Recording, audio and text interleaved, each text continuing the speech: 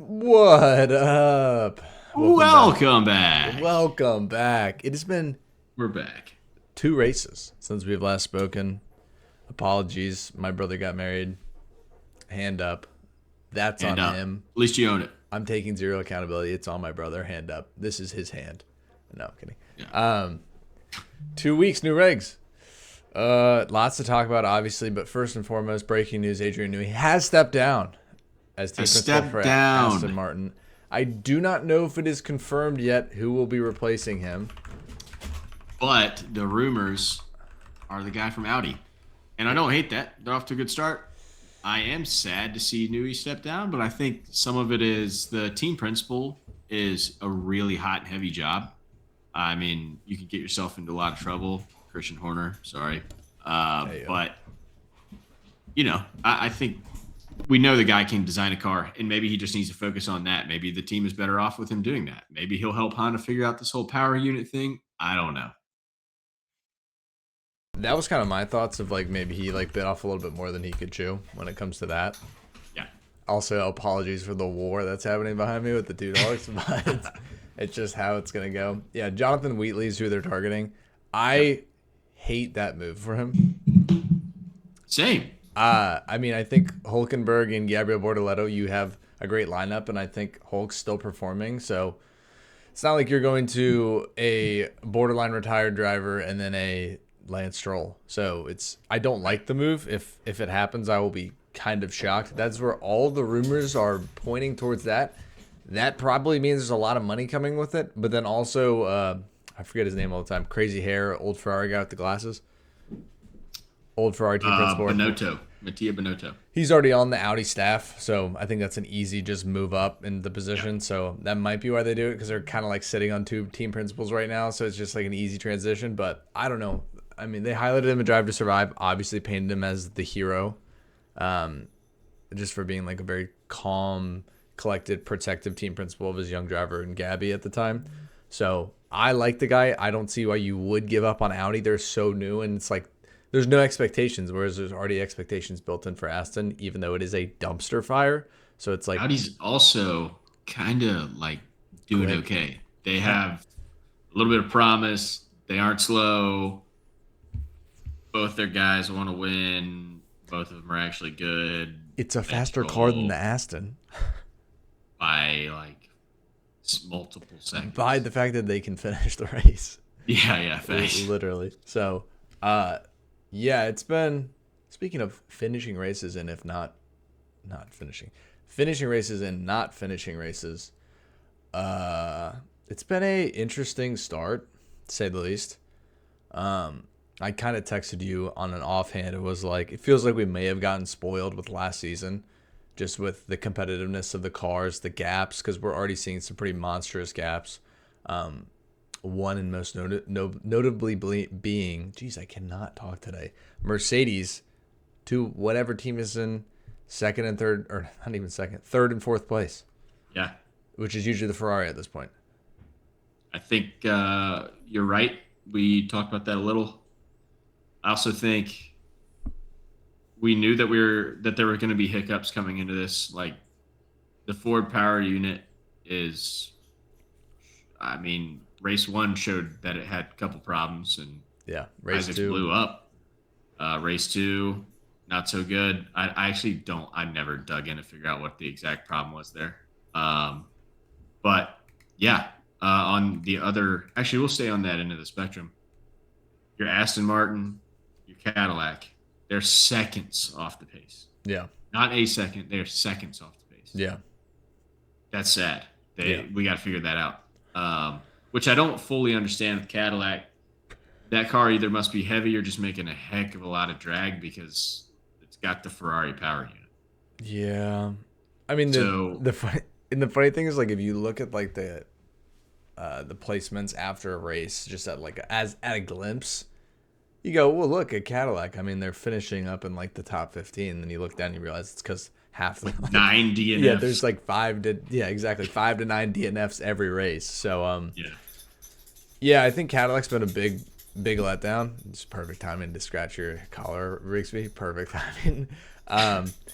But I did say Alpine was going to have an up year. What a freak, bro. And Alpine is having an up year. Franco got his first points ever, obviously, last week in China. Gasly's racing fast, P6 last week. I said it'd be a good year to be an Alpine fan, bro.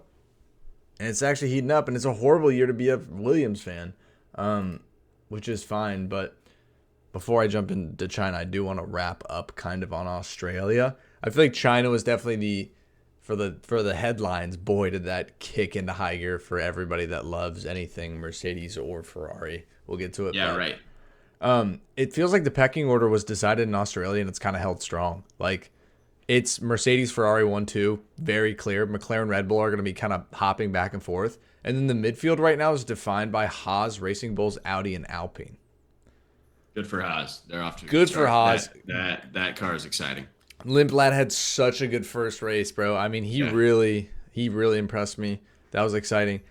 Audi, I thought Audi was going to come out horrible. I think I picked Cadillac in front of Audi like an idiot. And then Audi's out here doing really well. Too. Yeah. I mean, Audi's showing like that they're a strong team. I don't know what the how we got there really, but Kick ended on a high note last year.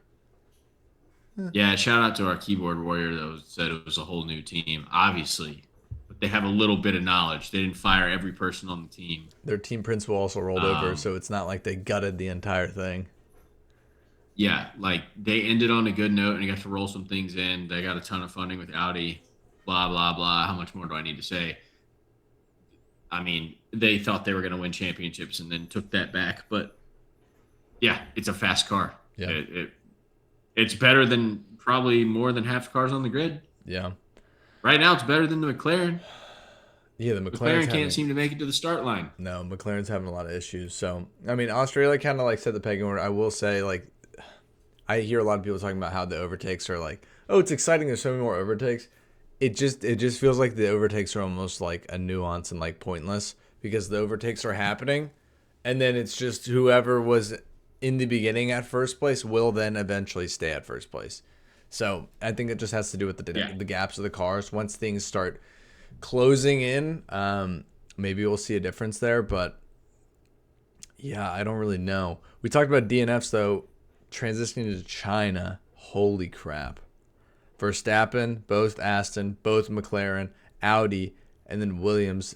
Well, a lot of these were do not start, didn't even start. Both McLarens didn't start. Yeah. Bortoleto didn't start, and Albon didn't start. I haven't even talked about Williams yet. Yeah, we all knew this about Aston, but yeah, Max Verstappen not even getting out there is brutal. But then, hey, look at this. Top Cadillac once again, top 15, dude. Sheesh. Right. Because, obviously 15th place was last place in this race. Kind of what we talked about with the midfield. Thank goodness Carlos Sainz is in the mix there. Gave me a little bit more hope. I think they figured out something with the setup. Williams has been a huge letdown in the first two races. Just going to keep it frank. I knew it was going to be slow after all those things happened. Obviously, I did flash a Braun GP graphic. So what if I did? I didn't actually think we were going to be the fastest car by a second, so everybody can chill out. But I did have some false hope that things would be figured out. I think it will be figured out towards the middle of the season. I could see us trickling our way back up to the top of the midfield. I don't see us fighting for podiums this year, which is okay. But yeah, they figured out some setup things on Carlos's car. Obviously couldn't get Albon's even out there for the race, which sucks. But I hope that means they're going to copy over a lot of those adjustments to Albon. Because we cannot let these midfield teams pull away because we got 2 points now, but we're looking at Haas with Behrman, who finished P5 in China.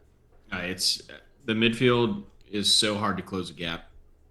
Yeah, because so many people can take those few points, and I mean, if you finish with 2 cars in the points, 2 races, 3 races in a row, like created a heck of a gap. Yeah, so it's hard to close that in. I mean, I was shocked that their car is as slow as it is. It's overweight. It's heavy. It's the same Williams issue. I swear I saw stuff that said it was really light this year. Like the lightest ones were them, Ferrari, and Mercedes. And I was it's very overweight, which is like the old Williams issue.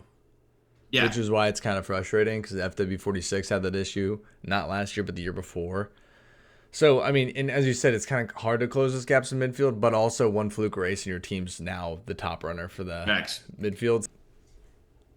Yeah, Racing Bull's back in the points. Once again, I'm so sorry, dude. Lindblad out of the points. That's okay. That's okay. That's okay. Once again, Alpine, though. Calapinto got his first points. Calapinto had a flash and he had the viral clip from Australia of who was it that stalled out on the start?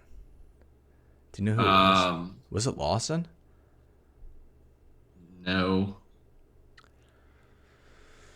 I don't know. I don't remember who it was. Somebody stalled out. I almost want to say it was like Ocon. Yeah, but he had a great start in the Alpine, and then I think it was like somebody went around him, and then all of a sudden Franco's in front of the car, about to run into it, and just perfectly reaction timed around it. And like there's a clip of them in the cool down room and George, and everybody's like, "Oh my gosh!" when they saw the clip. Yeah. So it's cool to see. As I'm staring at this, Mercedes is so freaking fast, bro. Obviously, Kimi got his first win, which is amazing. I'm super happy for the kid. I thought that was great. Russell, second place. What a shocker. 1-2 Mercedes. Is this getting interesting, though? Probably not. I think they'll keep it. George, he's got the sprint win as well. Hamilton, first podium in a Ferrari. How we feeling? I mean, that was pretty awesome. I will say total nail biter. I mean, how many times did him and Leclerc crash in about 4 laps where they were just racing the crap out of each other? I mean, that is nothing but fear factor going through you as you see your team, 2 cars fighting for good points, just about bang wheels every 15 seconds. I mean, Shanghai is an awesome circuit. Lewis loves that circuit. Charles doesn't. So, like, if you wrote it up this way, Lewis was going to get that podium. But, yeah, I mean, it was really exciting. I'm glad Lewis got back up there. Also super cool for, like, the pictures of Kimi, Bono, and Lewis. Yeah. That was kind of awesome. Yeah, and then also they treated Kimi to a proper champagne shower. Oh, yeah. His first win. They let him have it. That was good. Which was awesome. Like George, and it's just cool seeing George and Lewis both be like happy for Kimi and like almost like grandpa and dad. It's like, you know, the generations. 3 generations. That was cool. I think like two good first races. I mean, I got no complaints besides obviously just the regulations kind of getting shaken out of the regulations. I mean, I think there are some kind of we talk about some disparagements from the cars that are just atrocious. Like Aston Martin should not even what are we doing having no finishes? Like I know we have 11 teams, but we don't. We really still have 10 teams. Aston Martin's not even a team right now. They can't and we only have 14 cars finish a race. Yeah. So this stuff will all work itself out, but I just hope that upgrades get rolled in to then close the gap on a lot of these things. I mean, the gap from Lewis to Russell in second place was 25 seconds.